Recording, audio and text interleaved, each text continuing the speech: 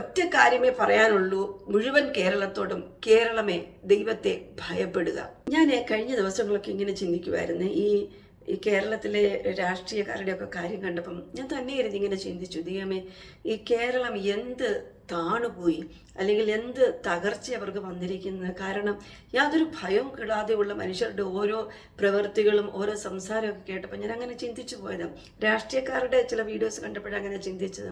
കാരണം ഞങ്ങൾ ഭയങ്കര സാക്ഷരതയുള്ളവർ, ഞങ്ങൾ സമ്പന്നരാണ്, ഞങ്ങൾ ചെയ്യുന്നതൊക്കെ സാധിക്കുന്നു, അല്ലെങ്കിൽ ഞങ്ങൾ ഭയങ്കര ഐക്യമത്യമുണ്ടോ എന്നൊക്കെ പറഞ്ഞ് ഇങ്ങനെ തല ഉയർത്തി നിൽക്കുന്ന കേരളം ഇവരിത്രയ്ക്ക് താണുപോയോ അധംപതിച്ചോ എന്നൊക്കെ ഓർത്ത് ഞാനിങ്ങനെ ഒത്തിരി സത്യം പറഞ്ഞാൽ ദൈവത്തെ ഭയപ്പെട്ടു. കാരണം ദൈവം സൂക്ഷിച്ചെങ്കിലേ സൂക്ഷിപ്പ് നമുക്ക് ലഭിക്കുകയുള്ളൂ.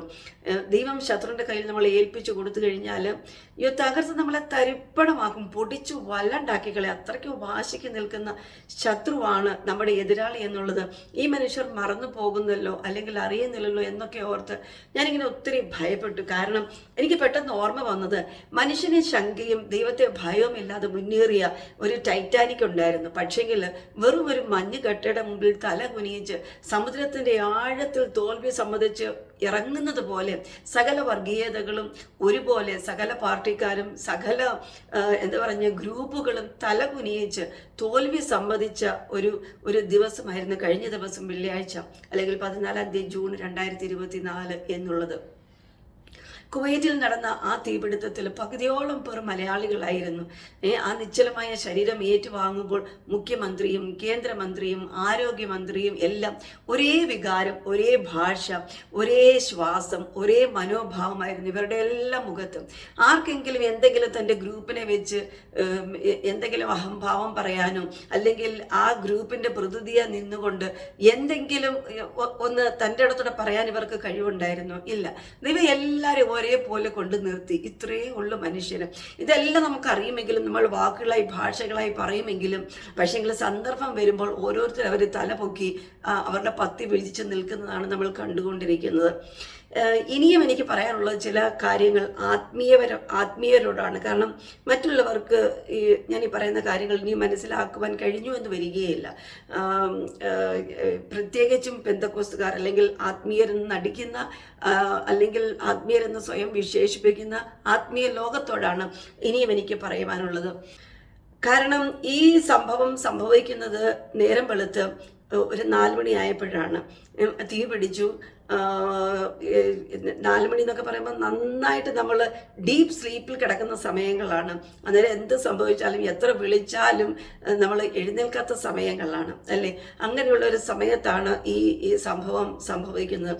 ദൈവം എന്നെ പഠിപ്പിച്ച ആത്മീക വിഷയത്തിൽ നിന്നുകൊണ്ട് എനിക്ക് പറയാൻ കഴിയുന്നത്, ഞാൻ കഴിഞ്ഞ ഒരു വീഡിയോയിലും അത് ചെയ്തിട്ടുണ്ടെന്ന് എനിക്ക് തോന്നുന്നത്, പിശാച് തൻ്റെ അസൈൻമെൻ്റ് ഒക്കെ ആരംഭിക്കുന്നത് ഒരു രാത്രിയുടെ 1 മണിയാകുമ്പോഴത്തേക്കാണ്. കാരണം അപ്പോഴാണ് മനുഷ്യർ ഉറക്കം ആരംഭിക്കുന്നത്.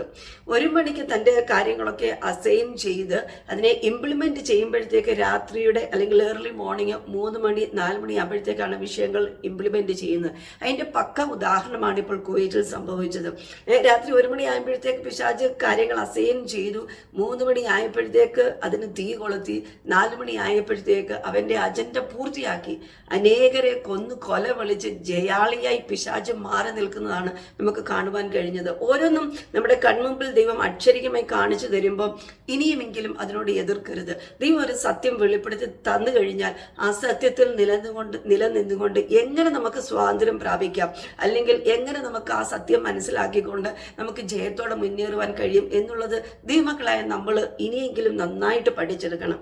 അല്ലെങ്കിൽ ഇങ്ങനെയുള്ള വിഷയങ്ങൾ സഭകൾ പഠിപ്പിക്കുന്നതോ, അല്ലെങ്കിൽ സഭകൾ ഈ വിഷയങ്ങളെക്കുറിച്ച് പ്രസംഗിക്കുന്നതോ ഒന്നും ഞാൻ കേട്ടിട്ടില്ല. ഞാൻ പല വിഷയങ്ങളിൽ നിന്നും പല കാര്യങ്ങളിൽ നിന്നും മനസ്സിലാക്കിയെടുത്ത വിഷയങ്ങളാണ് ഇപ്പോൾ ഈ പറഞ്ഞു കേൾപ്പിച്ചത്. കാരണം ദൈവത്തിൻ്റെ വചനം സങ്കീർത്തനങ്ങൾ 104 അധ്യായം അതിൻ്റെ 20 മുതലുള്ള വാക്യങ്ങൾ താഴോട്ട് വായിക്കുമ്പോൾ നമുക്ക് വായിക്കാൻ പറ്റുന്നുണ്ട്. നീ ഇരുട്ട് വരുത്തുന്നു, രാത്രി ഉണ്ടാകുന്നു, അപ്പോൾ കാട്ടുമൃഗങ്ങളൊക്കെയും സഞ്ചാരം തുടങ്ങുന്നു. ബാലസിംഹങ്ങൾ ഇരയ്ക്കായി അലറുന്നു, അവ ദൈവത്തോട് തങ്ങളുടെ ആഹാരം ചോദിക്കുന്നു. സൂര്യൻ ഉദിക്കുമ്പോൾ അവ മടങ്ങുന്നു, തങ്ങളുടെ ഗുഹകളിൽ ചെന്ന് കിടക്കുന്നു. മനുഷ്യൻ തൻ്റെ പണിക്ക് പുറപ്പെടുന്നു, സന്ധ്യ വരെയുള്ള തൻ്റെ വേലയ്ക്കായി തന്നെ. ഈ സങ്കീർത്തനത്തിൽ പറയുന്നത് പകൽ എന്നുള്ളത് ദൈവം മനുഷ്യർക്ക് കൊടുത്തിരിക്കുന്നതാണ്. തൻ്റെ വേല ചെയ്ത് അധ്വാനിച്ച് സമ്പാദിക്കുവാനും ദൈവത്തിന് വേണ്ടി സമയങ്ങൾ വേർതിരിക്കുവാനും ഒക്കെ ആയിട്ട് ദൈവം കൊടുത്തിരിക്കുന്നത് പകലാണ്. രാത്രി എന്ന് പറയുന്നത് അത് പിശാചിനുള്ളതാണ്. നമ്മൾ സ്വസ്ഥതയോടെ കിടന്നുറങ്ങുമ്പോൾ അല്ലെങ്കിൽ നമ്മൾ വിശ്രമിക്കുമ്പോൾ അന്നേരം സഞ്ചരിക്കുന്നത് ശത്രുവാണ്. ഈ കാട്ടുമൃഗങ്ങൾ ഇവിടെ പറഞ്ഞിരിക്കുന്നു, കാട്ടുമൃഗങ്ങളൊക്കെയും അപ്പോൾ നീ ഇരുട്ട് വരുത്തുന്നു, കാട്ടുമൃഗങ്ങളൊക്കെയും അപ്പോൾ സഞ്ചാരം തുടങ്ങുന്നു. അതുകൊണ്ടാണ് നമ്മൾ സുവിശേഷം നമ്മൾ വായിക്കുന്നുണ്ട്, രാത്രിയിൽ കിടന്നുറങ്ങുമ്പോഴാണ് ശത്രു കള വിതയ്ക്കുന്നത് എന്ന് പറഞ്ഞ പോലെ തന്നെ ഈ രാത്രി എന്ന് പറയുന്നത് ദൈവം പിശാചിന് കൊടുത്തിരിക്കുന്നത്, അല്ലെങ്കിൽ രാത്രിയിലാണ് പിശാച് തന്റെ പ്രവൃത്തി ആരംഭിക്കുന്നത്. വെളിച്ചമില്ലാത്തപ്പോൾ ഇരുട്ടിൽ നിന്നുകൊണ്ട് മറഞ്ഞു നിന്ന് പ്രവർത്തിക്കാൻ പറ്റുന്ന പിശാചിന് രാത്രിയിലാണ്. ഇനിയും ഞാൻ ദൈവങ്ങളോടൊന്ന് ചോദിച്ചു കൊള്ളട്ടെ, രാത്രിയുടെ യാമങ്ങളിൽ 1 മണിയായപ്പോൾ, 2 മണിയായപ്പോൾ, 3 മണിയായപ്പോൾ, 4 മണിയായപ്പോഴൊക്കെ ദൈവം നമ്മളെ ഉണർത്തിയിട്ടില്ലേ? പക്ഷെങ്കിൽ അതൊക്കെ നമ്മൾ നെഗ്ലക്റ്റ് ചെയ്ത് നമ്മൾ നെഗ്ലക്റ്റ് ചെയ്ത് പിന്നെയും തിരിഞ്ഞും മറിഞ്ഞു കിടന്നുറങ്ങുന്ന അനുഭവങ്ങളല്ലേ നമ്മുടെ ജീവിതത്തിൽ ഉണ്ടായിട്ടുള്ളത്. ഞാൻ എന്നെ കൂടെ ശോധന ചെയ്തിട്ടാണ് പറയുന്നത്. എത്രയോ വട്ടങ്ങൾ ദൈവം നമ്മളെ ഉണർത്തിയിട്ടുണ്ട്. പക്ഷെങ്കിൽ നമുക്ക് ഉണരാനോ എന്തുകൊണ്ടാണ് ദൈവം ഉണർത്തുന്നത് മനസ്സിലാക്കാനോ ഒന്നും കഴിയാതെ വീണ്ടും നമ്മൾ അലസതയോടെ തിരിഞ്ഞു കിടന്ന് ഉറങ്ങിയിട്ടില്ലേ? പക്ഷെങ്കിൽ ആ യാമങ്ങളൊക്കെ ദൈവം നമ്മളെ എഴുന്നേൽപ്പിക്കുന്നത്, വചനം പറയുന്നു, ഇസ്രായേലിന്റെ പരിപാലനം, അവൻ മയങ്ങുന്നില്ല, ഉറങ്ങുന്നില്ല. അന്നേരം നമ്മുടെ ജീവിതത്തിലേക്ക് പിശാച് കൊണ്ടിടുന്ന കളകളൊക്കെ മനസ്സിലാക്കി ദൈവം നമ്മളെ തട്ടി ഉണർത്തുമ്പോൾ, സ്വപ്നങ്ങളിൽ കൂടെ, ദർശനങ്ങളിൽ കൂടെ, ദൈവ ശബ്ദങ്ങളിലൂടെയൊക്കെ ദൈവം നമ്മളെ ഉണർത്തുമ്പോൾ നമുക്കതിന് പരിശുദ്ധാത്മാവോട് ചേർന്ന് സഹകരിക്കാൻ മനസ്സില്ലാതെ വീണ്ടും തിരിഞ്ഞു കിടന്നുറങ്ങുമ്പോൾ ദൈവത്തിന് എന്ത് ചെയ്യാൻ കഴിയും എന്ന് പറഞ്ഞാൽ ദൈവത്തിന് പ്രൊട്ടക്ഷൻ തരാൻ പറ്റത്തില്ല എന്ന് നമ്മൾ ചോദിച്ചേക്കാം. പക്ഷെങ്കിൽ നമ്മുടെ ഒരു സഹകരണം, നമ്മുടെ ഒരു പാർട്ടിസിപ്പേഷൻ ദൈവം തീർച്ചയായും ആഗ്രഹിക്കുന്നുണ്ട്. അത് മറ്റൊരു സബ്ജക്റ്റാണ്. രാത്രിയിൽ നമുക്ക് എത്ര നേരം വേണമെങ്കിലും ഇരുന്നു കൊണ്ട് TV ഷോ കാണാനും, അല്ലെങ്കിൽ ചുമ്മാ ഇരുന്ന് നമുക്ക് രസം പറയാനും, അല്ലെങ്കിൽ മറ്റെന്തെങ്കിലും കാര്യങ്ങളിലൊക്കെ നമ്മൾ വ്യാപൃതമായിരിക്കാൻ രാത്രി നമുക്ക് ഭയങ്കര ഉത്സാഹമാണ്. പക്ഷെങ്കിൽ ദൈവത്തോടു കൂടി സ്വല്പം സമയങ്ങളൊന്ന് വേർതിരിക്കാൻ, ദൈവത്തിലിരുന്ന് ദൈവത്തെ നമ്മുടെ കാര്യങ്ങൾ ഭരമേൽപ്പിച്ച്, നമ്മൾ താമസിക്കുന്ന ബിൽഡിങ്, നമ്മൾ കിടക്കുന്ന കിടക്കകൾ, അല്ലെങ്കിൽ നമ്മുടെ റൂം, ഇതൊക്കെ ഒന്ന് ദൈവകരത്തിൽ ഭരമേൽപ്പിച്ച് പ്രാർത്ഥിച്ച് കിടന്നുറങ്ങാനും നമ്മൾ എത്ര പേര് അതിന് വേണ്ടി സമയം കണ്ടെത്തുന്നുണ്ട്. നമ്മൾ എന്തൊക്കെയോ റൊട്ടീനായിട്ട് ചെയ്തു പോകുന്നവർ ഒരു കുടുംബ പ്രാർത്ഥന നടത്തി, അല്ലെങ്കിൽ ആ പൈശാചിക തലങ്ങളെ മനസ്സിലാക്കി അതിന് നേരെ പോരാടുവാൻ ദൈവമക്കൾ എന്ന് പറയുന്നത് നമുക്ക് എത്ര പേർക്ക് കഴിയുന്നുണ്ട്? ഇതാണ് ഒരു വിഷയം. മറ്റൊരു വിഷയം എനിക്ക് പറയാനുള്ളത് പൂർത്തി വരുത്താത്ത ന്യായപ്രമാണത്തെക്കുറിച്ചാണ്. കേരളത്തിൽ സംഭവിച്ച ഓരോ മരണത്തിലും ഞങ്ങൾക്കും വേദനയുണ്ട്. അതിൽ ദൈവമക്കളും അകപ്പെട്ടു എന്ന് കേട്ടപ്പോൾ എൻ്റെ വേദന ഒന്നുകൂടി വർദ്ധിച്ചു. കാരണം വചനം പറയുന്നു, ന്യായപ്രമാണം ഒന്നിനും പൂർത്തി വരുത്തുന്നില്ല. പലരെ കുറിച്ചും ഞാൻ കേട്ടപ്പോൾ എനിക്ക് മനസ്സിലായത്, ചിലർ ജോലിക്ക് കയറി ഒരു ശമ്പളം വാങ്ങിച്ചതേ ഉള്ളൂ, മറ്റു ചിലർ അവരുടെ വീട് പണിയൊക്കെ പൂർത്തിയാക്കി വിവാഹം കഴിക്കാനൊക്കെ പല കാര്യങ്ങൾ അങ്ങനെ തീരുമാനിച്ച് സന്തോഷത്തോടെ ജീവിച്ച് മുന്നേറി വരുമ്പോഴാണ് പിശാച് തൻ്റെ ലക്ഷ്യം പൂർത്തിയാക്കി ജയാളിയായി പിശാച് നിൽക്കുന്നത്. ഇതൊന്നും മനസ്സിലാകാതെ നമ്മളിതെല്ലാം ജീവിതത്തിൻ്റെ വിധി എന്ന് പറഞ്ഞ് നമ്മൾ ഒതുങ്ങാൻ ആഗ്രഹിക്കുന്നു. പക്ഷേങ്കിൽ ദൈവത്തിൻ്റെ വചനം അതിനോട് തട്ടിച്ച് നോക്കാൻ നമുക്ക് കഴിയുന്നില്ല.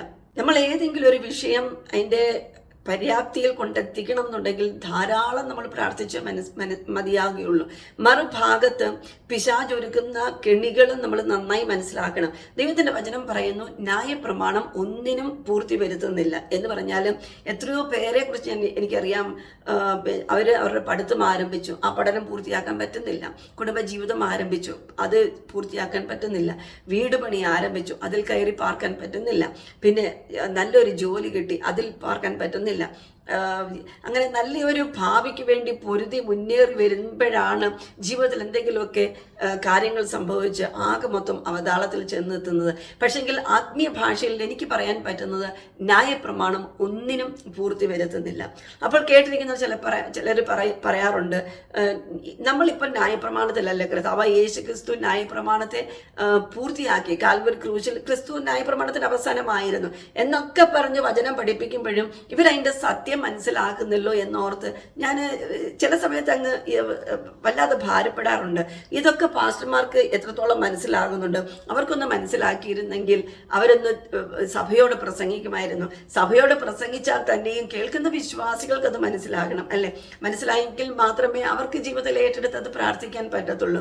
ന്യായപ്രമാണം കർത്താവിൽ അത് അവസാനം എന്ന് പറയുമ്പോൾ തന്നെയും നമ്മൾ ന്യായപ്രമാണത്തിൽ ജീവിക്കുന്നവരാണ്. ന്യായപ്രമാണം നമ്മുടെ ജീവിതത്തിലുണ്ട്, അല്ലെങ്കിൽ ന്യായപ്രമാണത്തിന്റെ സ്വഭാവങ്ങൾ നമ്മുടെ ജീവിതത്തിലുണ്ട്. വചനം പഠിപ്പിക്കുന്നു ദൈവത്തിന്റെ കൃപ അല്ലെങ്കിൽ അവന്റെ ദയ, അവന്റെ കരുണ എന്തെന്ന് മനസ്സിലാക്കേണ്ടതിന് ദൈവത്തിന്റെ കൽപ്പനയാൽ തന്നെ നമ്മൾ ന്യായപ്രമാണത്തിന് കീഴിൽ അടയ്ക്കപ്പെട്ടിരിക്കുന്നു എന്നാണ് നമ്മൾ സുവിശേഷത്തിൽ വായിക്കുന്നത്, നമ്മൾ പിന്നെ ലേഖനങ്ങളിൽ വായിക്കുന്നത്. ന്യായപ്രമാണത്തിന് കീഴിൽ നമ്മൾ അടയ്ക്കപ്പെട്ടവരാണ്. ദൈവത്തിന്റെ കൃപ ഓരോ ദിവസവും ചോദിച്ചു വാങ്ങിച്ച് ദൈവത്തിന്റെ ദയ, ദൈവത്തിന്റെ കരുണ മനസ്സിലാക്കി നമ്മൾ അതിനകത്തുനിന്ന് പുറത്തു വരുമ്പോഴാണ് ന്യായപ്രമാണത്തിന്റെ പൂർത്തീകരണം സംഭവിക്കുന്നത്. എന്ന് പറഞ്ഞാൽ കർത്താവ് യേശു ക്രിസ്തു ന്യായപ്രമാണം കാൽവരി ക്രൂശിൽ നിവർത്തിച്ചത് എങ്ങനെയാണ്? തന്റെ സമർപ്പണം കൊണ്ട്, തന്റെ അനുസരണം കൊണ്ടൊക്കെയാണ് ന്യായപ്രമാണത്തെ പൂർത്തീകരിച്ചത്. അതുകൊണ്ടാണ് വിശുദ്ധ പൗലോസ് കൊലോസ്യർക്ക് എഴുതിയ ലേഖനം 1-ാം അധ്യായത്തിൽ പറയുന്നുണ്ട്, ക്രിസ്തുവിന്റെ കഷ്ടങ്ങൾ പൂരിപ്പിക്കേണ്ടതിന് തന്റെ ജഡത്തിൽ കഷ്ടം അനുഭവിച്ചുകൊണ്ട് സഭയ്ക്ക് വേണ്ടി അതിനെ അനുഭവിച്ച് കർത്താവിന്റെ കഷ്ടങ്ങൾ പൂരിപ്പിക്കുന്നു. അങ്ങനെയെങ്കിൽ യേശു അനുഭവിച്ച ഓരോ കഷ്ടങ്ങളും നമ്മുടെ ജീവിതത്തിലും നമ്മൾ അനുഭവിച്ച് അതിനെ പൂരിപ്പിക്കുമ്പോഴാണ് ന്യായപ്രമാണം നമ്മുടെ ജീവിതത്തിൽ പൂർത്തിയാകുന്നത്. എത്രയോ പേരുടെ സ്വഭാവങ്ങൾ ഞാൻ കണ്ടിട്ടുണ്ട്. അവരുടെ സ്വഭാവങ്ങൾ തികച്ചും ന്യായപ്രമാണത്തിന്റെ സ്വഭാവങ്ങളാണ്. പല്ലിന് പകരം പല്ല്, അല്ലെങ്കിൽ ആ കാഠിന്യത്തിൽ, ന്യായപ്രമാണത്തിന്റെ കാഠിന്യത്തിൽ ജീവിക്കുന്ന എത്രയോ പാസ്റ്റർമാര്, എത്രയോ വിശ്വാസികൾ, എത്രയോ സഭകളെ ഞാൻ കണ്ടിട്ടുണ്ട്. അപ്പോഴൊക്കെ ഞാൻ മനസ്സിലാക്കാറുണ്ട്, ദൈവമേ, ഇവര് സത്യം അറിഞ്ഞു ഞങ്ങൾ ആകപ്പാടെ ഉന്നതിയിൽ ജീവിക്കുന്നു എന്ന് പറയുന്നു എങ്കിൽ തന്നെയും സത്യം പറഞ്ഞാൽ ന്യായപ്രമാണത്തിന് അടിമകളാണ് ഇവര്. ആ ന്യായപ്രമാണത്തിന്റെ കൃപയുടെ സ്വാതന്ത്ര്യത്തിൽ ഇവർ പ്രവേശിച്ചിട്ടില്ല എന്ന് പലപ്പോഴും എനിക്ക് തോന്നിയിട്ടുണ്ട്. അത് തന്നെയാണ് ഇവിടെയും സംഭവിച്ചിരിക്കുന്നത്. ന്യായപ്രമാണം ഒന്നിനും പൂർത്തി വരുത്തുന്നില്ല. നമ്മളൊരു വിഷയം ആരംഭിക്കുമ്പോൾ തന്നെ ദൈവകൃപ അതിന്മേൽ ചോദിച്ചു വാങ്ങിക്കുക. നമുക്ക് ഒരു ഉദാഹരണം ദൈവവചനത്തിൽ നോക്കിക്കഴിഞ്ഞാലും മറിയയുടെ ജീവിതത്തിൽ ദൈവം ഒരു പ്രവൃത്തി ആരംഭിച്ചപ്പം ആദ്യമേ പിന്നെ അവളെ ആകപ്പെടെ സൂപ്പർ ഹീറോ ആക്കിയല്ല ചെയ്തത്. മറിച്ച് അത്യുന്നതന്റെ ശക്തി നിന്റെ മേൽ വരും, പരിശുദ്ധാത്മാവ് നിന്റെ മേൽ നിഴലിടും, നിനക്ക് കൃപ ലഭിച്ചവളെ നിനക്ക് വന്ദനം എന്നൊക്കെ പറഞ്ഞ് കൃപ കൊണ്ട് അവളെ ആദ്യം പൊതിയുക ചെയ്യുന്നത്. കാരണം മുമ്പിൽ നിൽക്കുന്ന ഒരു പരിഹാസം, ഒരു നിന്ദ, സ്വന്തം ഭർത്താവ് പോലും ഗൂഢമായി അവളെ ഉപേക്ഷിക്കുവാൻ ആഗ്രഹിക്കുന്നു. മുൻപിൽ വേശ്യ എന്നുള്ള വിളി അവളുടെ മുൻപിൽ വന്നേക്കാം, അല്ലെങ്കിൽ പിന്നെ എങ്ങനെയോ വഴി പിഴച്ചവൾ എന്നൊക്കെ പറഞ്ഞ് വലിയൊരു തിന്മയുടെ ശബ്ദമാണ് മുൻപിൽ നിൽക്കുന്നത്. നിന്ദയുടെ പരിഹാസത്തിന്റെ ദിനങ്ങളാണ് മുമ്പിൽ നിൽക്കുന്നത്. കല്ലേറ് വരെ സംഭവിക്കാം. ഇങ്ങനെയൊക്കെ വലിയൊരു നിന്ദയുടെ ഭാരം മുൻപിൽ നിൽക്കുമ്പോൾ തന്നെയാണ് ആ വെല്ലുവിളി അവൾ ഏറ്റെടുക്കണം എന്നുണ്ടെങ്കിൽ ദൈവത്തിന്റെ കൃപ ആവശ്യമായിരുന്നു. ദൈവം ആരംഭിച്ച ആ പ്രവൃത്തി, യേശു ക്രിസ്തുവിനെ ജനിപ്പിക്കുക എന്നുള്ള പ്രവൃത്തിയുടെ പൂർത്തീകരണം എത്തണമെന്നുണ്ടെങ്കിൽ ഇവൾക്ക് ആദ്യമേ വേണ്ടത് ശക്തിയും ഭർത്താവും പുരുഷനും ഒന്നുമല്ല വേണ്ടത്, ദൈവത്തിന്റെ കൃപ ഇവൾക്ക് ആവശ്യമായിരുന്നു. എങ്കിൽ മാത്രം അതിനെ പൂർത്തിയാക്കി പുറത്തു കൊണ്ടുവരാൻ പറ്റത്തുള്ളൂ. അങ്ങനെ ദൈവകൃപ ധാരാളമായി പകർന്നു കൊടുത്തിട്ടാണ് യേശു ക്രിസ്തു എന്നുള്ള പദ്ധതി ഈ മറിയൽ ദൈവം ആരംഭിക്കുന്നത് തന്നെ.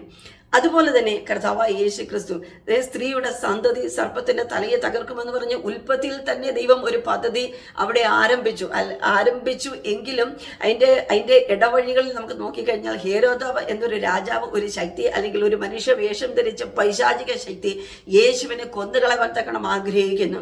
എന്നാൽ ദൈവം തന്റെ പദ്ധതികൾ, തന്റെ കൃപ അപ്പോൾ മറിയയ്ക്കും ജോസഫിനും ഒക്കെ പകർന്നു കൊടുത്ത് ആ ശത്രുക്കളുടെ കയ്യിൽ നിന്ന് വിടുവിച്ച് ദൈവം സൂക്ഷിച്ച് ദൈവം തന്റെ പദ്ധതി കൊണ്ടെത്തിക്കുന്നത് കൃപ പകർന്നുകൊണ്ടാണ്. എന്ന് പറഞ്ഞ പോലെ തന്നെ നമ്മളൊരു ജീവിതത്തിൽ ദൈവം നമുക്ക് തന്നിരിക്കുന്ന വാഗ്ദത്തമായിരിക്കാം, അല്ലെങ്കിൽ നമ്മളോട് ദൈവം കരുണ കാണിച്ച് ചില വിഷയങ്ങളൊക്കെ തരുമ്പോൾ നമ്മൾ എത്രത്തോളം കൃപ അതിന്മേൽ ചോദിച്ചു വാങ്ങിക്കുന്നുണ്ട്. ഒരു ഭവനം പണി എന്ന് പറയുന്നത് ഈസി അല്ല. കാരണം ഒരു അടിസ്ഥാനം ഇട്ട് ചിലത് നമ്മൾ പണിതെടുത്തുകൊണ്ട് വരികയാണ്. ആ അടിസ്ഥാനം എന്ന് പറയുന്നത് പൈശാചിക തലങ്ങളുടെ കൂടാരമായിരുന്നു. അത് പൈശാചിക തലങ്ങൾ വാഴുന്ന സ്ഥലമായിരുന്നു. ആ സ്ഥലങ്ങളെ നമ്മൾ ഇളക്കി മറിച്ച് അതിനകത്ത് അടിസ്ഥാനമിട്ട് ഒരു ഭവനം പണിതുകൊണ്ട് വരുമ്പോൾ എത്രത്തോളം കൃപ നമ്മൾ ചോദിച്ചു വാങ്ങിക്കുന്നുണ്ട്. ആ കൃപ ചോദിച്ചു വാങ്ങിച്ചു വേണം നമ്മൾ ആ വിഷയത്തിന്റെ പൂർത്തീകരണത്തിൽ എത്തിച്ചേരുവാൻ. ഒരു പഠനം ആരംഭിക്കുമ്പോൾ ദൈവത്തിന്റെ കൃപ ചോദിച്ചു വാങ്ങിക്കുക. ഒരു ജോലിക്ക് പ്രവേശിക്കുമ്പോൾ അവിടെ നിലനിന്ന് പോകണം എന്നുണ്ടെങ്കിൽ ദൈവത്തിന്റെ കൃപ ചോദിച്ചു വാങ്ങിക്കുക. എന്തിന് എന്നതുപോലെ തന്നെയാണ് ആത്മീക ജീവിതവും.